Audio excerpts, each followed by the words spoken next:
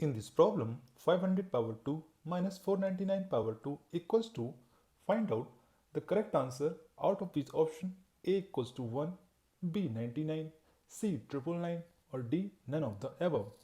As we can see, this equation is in the form of A square minus B square, which is equals to A minus B multiply A plus B. Here A equals to 500 and B equals to 499.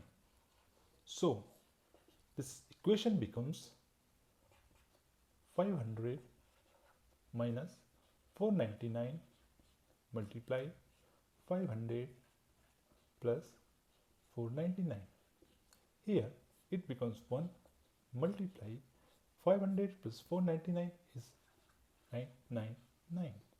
After multiplication, this becomes 999. So for this question, 999 is the correct answer.